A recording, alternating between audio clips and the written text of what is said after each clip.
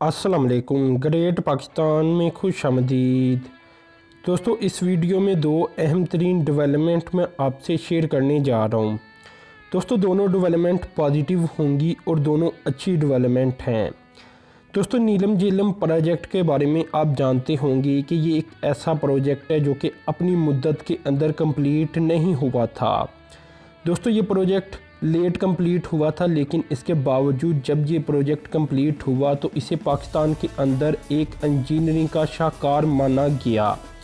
दोस्तों, ये मैं आपको बताता हूँ कि इसे इंजीनियरिंग का शाहकार क्यों माना गया। लेकिन सबसे पहले जो इन्फॉर्मेशन मैं आपको देना चाहता हूँ वो ये होगी कि नेशनल ग्रिड के साथ इसे कनेक्ट करने के बाद ये 8 अरब यूनिट बिजली पैदा करने का इसका हदफ था, जो कि इसने हासिल किया। दोस्तों, ये इन्फॉर्मेशन रिलीज़ की गई है और ये बताया गया नीलम झेलम हाइड्रो पावर प्रोजेक्ट के बारे में कि आपको पता होना चाहिए कि इंडिया ने यहाँ ही इसी इलाके के अंदर जो इंडिया कश्मीर का इलाका इस पर कब्ज़ा करके बैठा है, वहाँ इन्होंने डैम बना दिए थे, जिसकी वजह से नीलम झेलम प्रोजेक्ट के बारे में ये कहा जाता था कि अब यहाँ बिजली पैदा करने की सलाहियत कम हो जाएगी। तो ये नहायत बड़ी डेवलपमेंट सामने आई है कि यहाँ 8 अरब यूनिट बिजली पैदा करने का जो हदफ था वो इसने मुकम्मल कर लिया है। दोस्तों, ये भी मैं आपको बता दूं कि किशन गंगा डैम इंडिया की जानिब से दूसरी साइड की तरफ बनाया गया था नीलम दरिया के ऊपर। दोस्तों, मज़ीद मैं आपको ये बता दूं कि ये जुलाई अक्टूबर 2019 के अंदर ही इसने ये हदफ हासिल कर लिया था। ये बात आप याद रखें। और दोस्तों, ये भी बात आप याद रखें कि भारतीय गोलाबारी और कोरोना की जो हालिया वबा है, इसके दौरान भी ये अपना हदफ मुकम्मल हासिल करता आ रहा है। दोस्तों, मैं ये आपको मज़ीद बता दूं कि ये जितनी भी बिजली इसने पैदा की, इसका जो रेवेन्यू जनरेट हुआ ये हुआ 80 अरब रुपए का।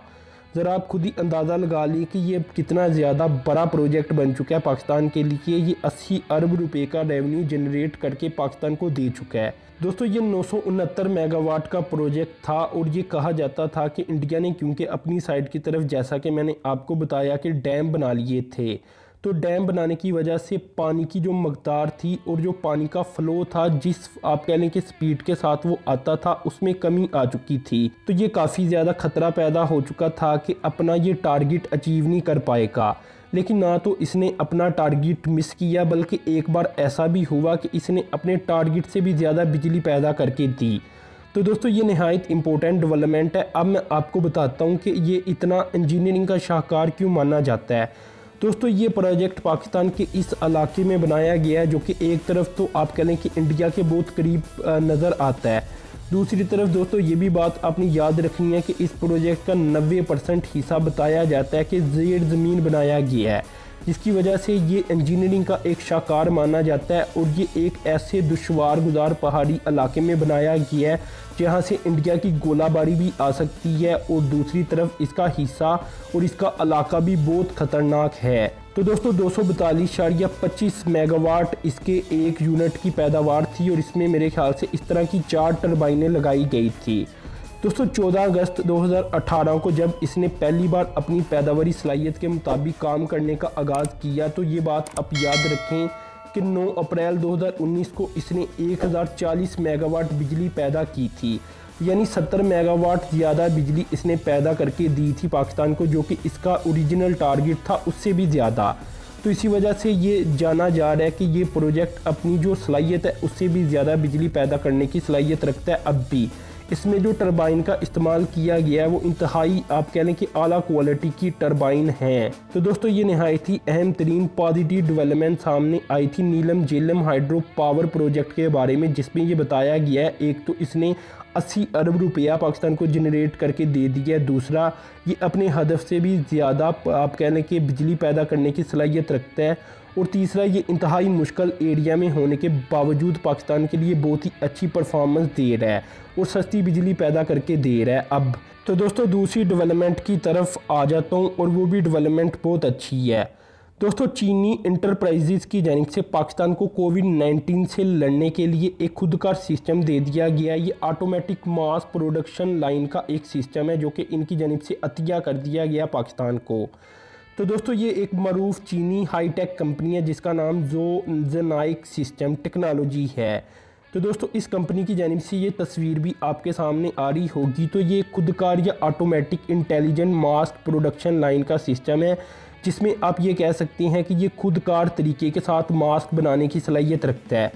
दोस्तों ये बीजिंग में पाकिस्तान के सफारत खाने के ज़रिए इसे अतिया किया गया है और इसमें 1 लाख मास्क तैयार करने की गुंजाइश मौजूद होती है।